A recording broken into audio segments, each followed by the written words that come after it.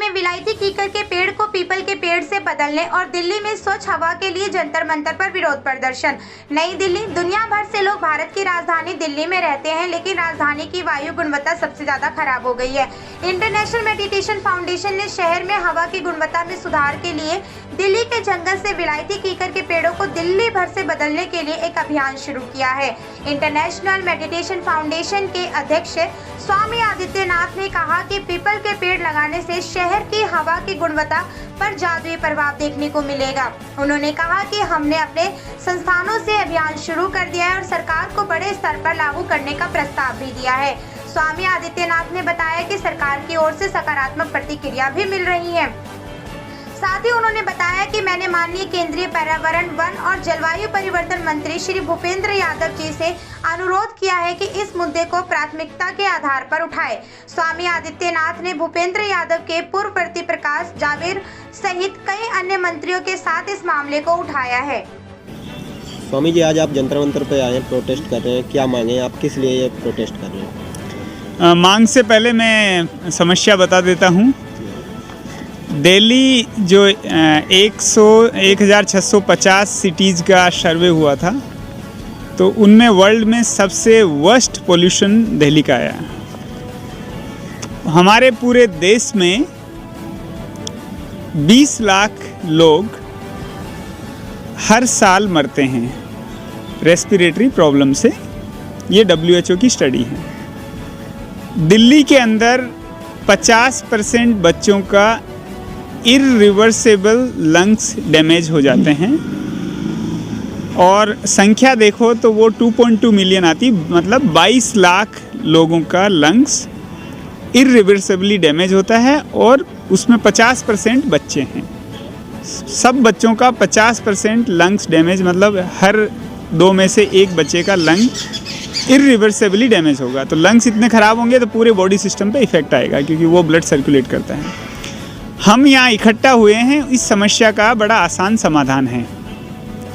वो ये है कि जो पीपल का पेड़ है उसकी रिसर्च रिपोर्ट है जो मैं आपको दूंगा, उनमें जो कार्बन सेक्रेशन कैपेसिटी है वो पोटेंशियल पीपल के 87% हैं।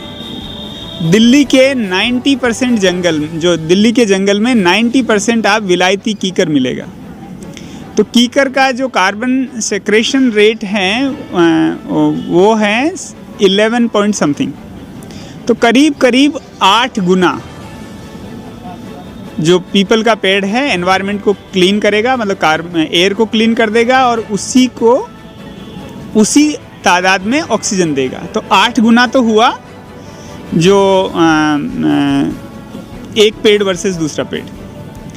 फिर जो पीपल है उसका साइज कीकर के कंपैरेटिव में, तो उसकी कनोपी जो है, नॉर्मली ये कीकर का पेड़ 2 से 5 मीटर का होगा और पीपल का पेड़ 5 से 25 मीटर होगा। और कीकर में तो क्या है, जैसे एक शाखा इधर एक उधर, इतना घना नहीं होगा, पीपल घना भी होगा। तो उसकी कनोपी है वो कम से कम 5 गुना बड़ी है। तो उससे 8 × 5 = 40 टाइम्स, तो 40 गुना अगर हम इस एयर को क्लीन कर सकें और ऑक्सीजन की कैपेसिटी बढ़ा सकें तो वो हम क्यों नहीं कर रहे हैं। हमने कई लेवल्स पे इसको निवेदन किया है, तो ऑनरेबल एनवायरनमेंट मिनिस्टर, वहाँ से भी पॉजिटिव रिस्पांस आया है। आयुष मिनिस्टर श्रीपद नाइक जी ने, एक प्रकाश जावड़ेकर जी जब मिनिस्टर थे उनको लेटर भी लिखा था इस विषय में, तो वहाँ से रेस्पॉन्स है। ये पेड़ का काम यहाँ, ये जो लोकल जंगल है वो दिल्ली सरकार के अंदर आता है, तो उनको ये कार्य करना चाहिए। उसमें खर्चा जो है तो वो भी क्या है कि हर साल सरकार पेड़ लगाने का बजट देती है, तो उसका उपयोग किया जाए और उसी से वो पेड़ लगाए जा सकते हैं। क्या इसके बारे में दिल्ली सरकार से कुछ बात हुई है? हमने लेटर भेजे हैं। तो उन्होंने क्या बोला, रिप्लाई में क्या आया?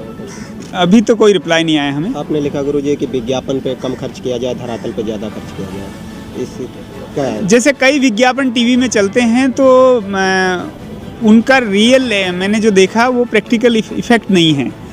तो उसकी छटनी की जाए और उसको बहुत कम किया जाए और उसी का पेड़ को लगाना ही नहीं बड़े करने में खर्च किया जाए, क्योंकि बजट फॉरेस्ट डिपार्टमेंट को बहुत हज़ारों करोड़ों का मिलता है, लेकिन फॉरेस्ट डिपार्टमेंट के पेड़ बढ़ते हुए ज़्यादा दिखते नहीं हैं, क्योंकि एक बार लगा दिया फिर वो बस लगा देते हैं, बड़ा करने की जिम्मेदारी नहीं लेते हैं। तो पेड़ को बड़े करने में बजट खर्च होना चाहिए, तो विज्ञापन से भी वो घटना चाहिए और पेड़ को बड़े करने में होना चाहिए। दिल्ली वायु में प्रदूषण का समाधान आपने लिखा है गुरुजी, उसमें जबकि कई बार यानी सरकार को भी फटकार लगाई गई सुप्रीम कोर्ट की तरफ से, इस पे आप क्या कहेंगे? सुप्रीम कोर्ट ने तो मतलब क्लियर शब्दों में ये कहा है कि दिल्ली नरक से भी बदतर है, तो जब नरक से तुलना हो रही है और उसका समाधान मुश्किल नहीं है तो उसको करना चाहिए।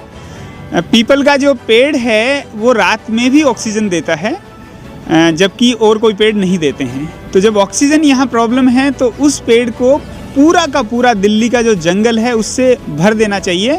तो वो पीपल और उसकी कुछ प्रजातियाँ जैसे पिलखन हैं या बड़ हैं वो भी लगाए जाने चाहिए। और जो दिल्ली का पेड़, जो पीपल का पेड़ है उसको कोई चोरी नहीं करता है, जनरली रिलीजियस रीजन से जंगल से उसको काट के नहीं ले जाएंगे, बाकी को लकड़ी की वजह से और भी जो उसके बेनिफिट है उसकी वजह से काटेंगे। तो वो भी उसका एक बड़ा बेनिफिट है, क्योंकि जंगल कट जाते हैं चोरियाँ करने की वजह से। इस पेड़ को वहाँ तो नहीं काटेंगे, कोई किसी के प्लॉट में आ रहा हो, रोड में आ रहा हो, तब भी किसी ऐसे आदमी से कटवाएंगे जो उसको काट सकता हो। आज आप जो ये कर रहे हैं प्रदर्शन, आज आपकी दिल्ली सरकार से क्या मांग है और जो दिल्ली की जनता है उनसे क्या कहना चाहेंगे? हमारी मांग है कि पूरे जंगल को जहाँ जहाँ जगह मिले सब जगह पीपल से भर दो, पीपल से रिलेटेड प्रजातियों से भर दो।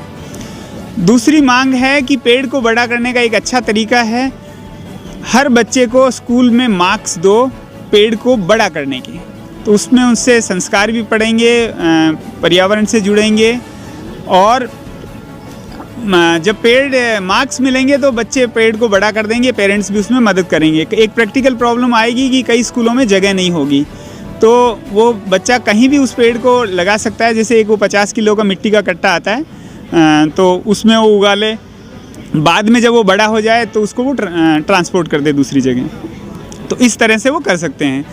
तीसरी जो हमारी मांग है वो ये है कि क्या कहते हैं, मैं भी भूल गया, हाँ, साइकिल का जो उपयोग है वो बहुतायत में हो, तो सरकार उसके लिए इंफ्रास्ट्रक्चर डेवलप करेगी रोड का, जैसे कुछ हिस्सा जो है वो सिर्फ साइकिल के लिए हो। जब गाड़ियाँ इतनी तेज़ स्पीड से चलती है तो साइकिल चलाने में कंफर्टेबल लोग महसूस नहीं करेंगे। कंपनियां बंद होती जा रही हैं, तो जब इसके लिए इंफ्रास्ट्रक्चर मिलेगा, हम एक मुहिम लाएंगे, एक नीति लाएंगे, और हम लोगों की तरफ से, हम भी हमारी तरफ से, हमारा जो संत समाज है उसकी तरफ से हम प्रयास करेंगे कि एक चेतना फैले और लोग ज़्यादा से ज़्यादा साइकिल का उपयोग करें।